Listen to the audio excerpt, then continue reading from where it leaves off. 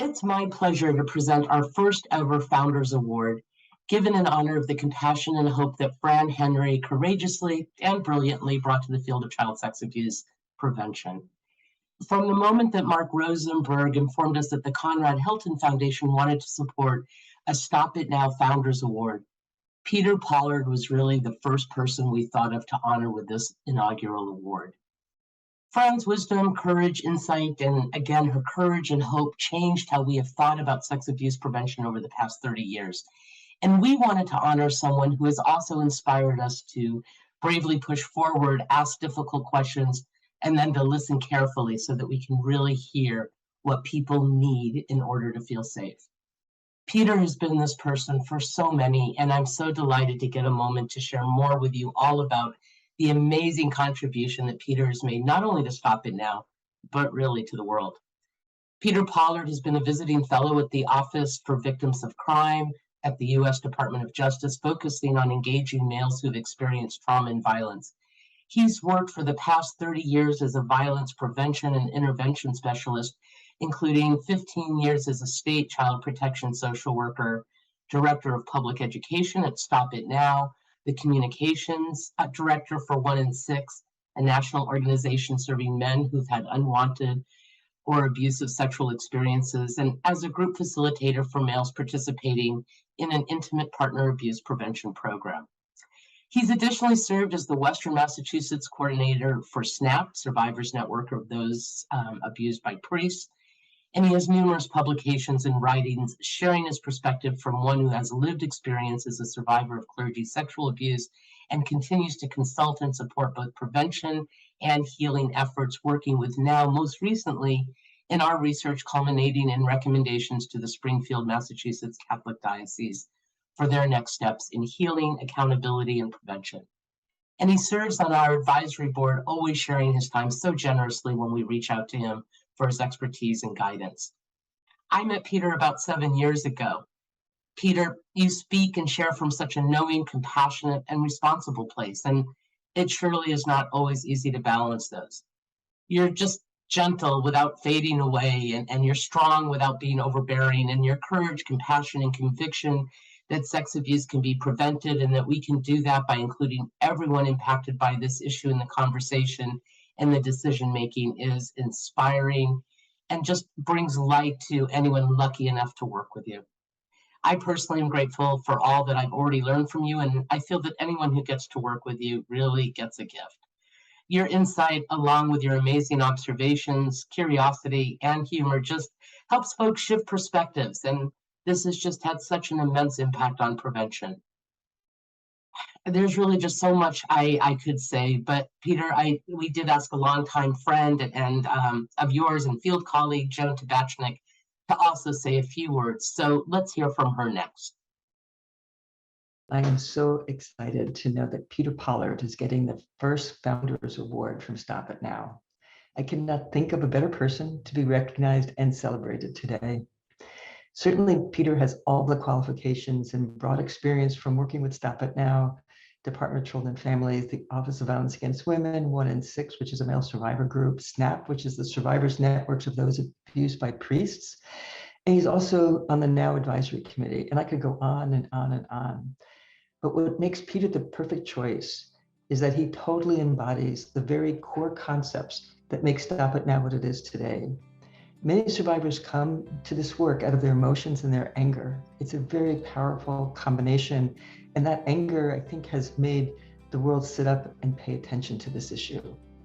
But Peter also brings his emotions to this issue, but rather than anger, he starts from a place of heart, hope, and compassion. I can tell you that every meeting that I go to with Peter, even in his introductions, he knows how to talk about not just what he does, but why he does it and how he got to where he is. And he challenges all of us to explore what drives people who cause the harm, or the people who disagree with most. And does not vilify them or shame them, because in fact, he reminds all of us that shame does not allow us to change.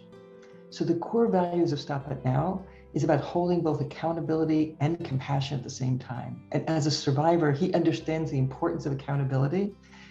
And as Peter Pollard, he also understands the importance of compassion. And to me, this is Stop It Now, and this is Peter Pollard. So I am thrilled that, Peter, you are getting this award today. Congratulations, Mazel Tov, and hope to see you soon.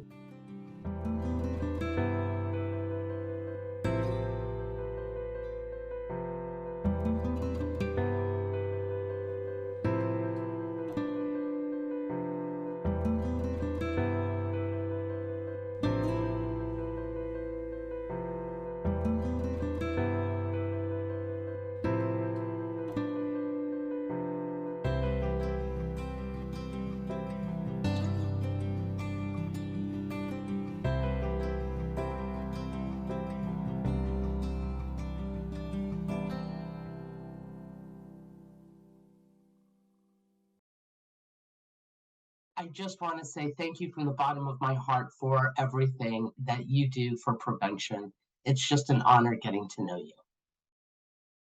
Thank you so much, Jenny. This award carries so many meanings for me on so many levels.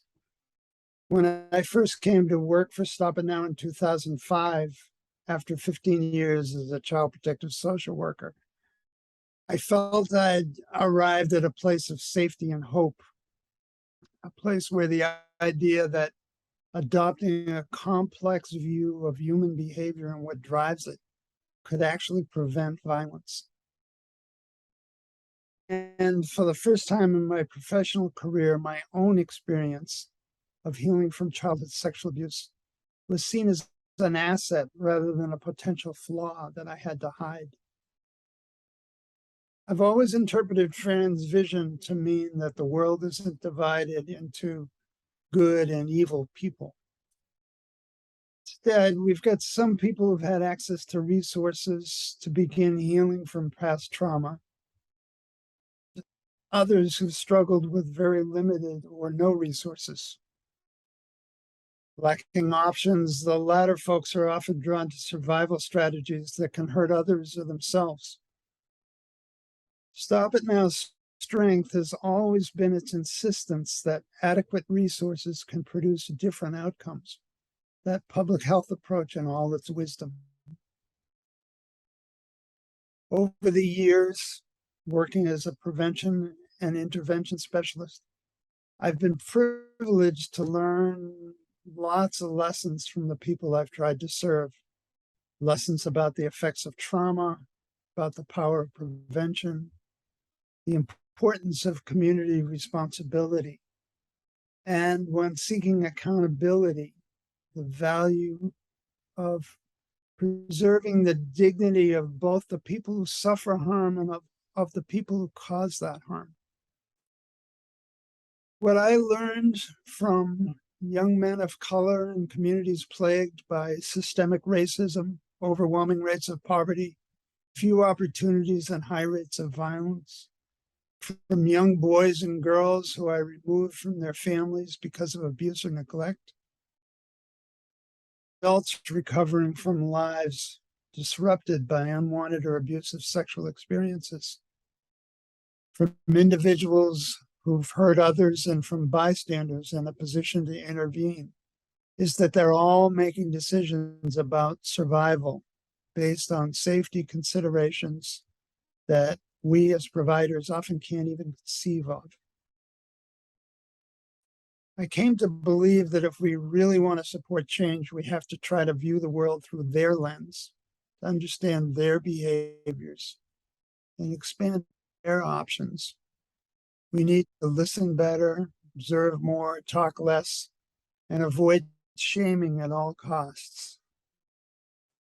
Those lessons have led me again and again back to Stop It Now, where I find those principles and values in daily practice, changing lives, acting as a beacon of safety and hope for many.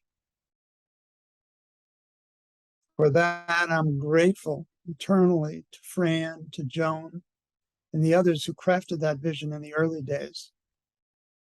Also to those who've kept it alive and vibrant all these years later. That collective accomplishment is what's truly worthy of an award. So thank you.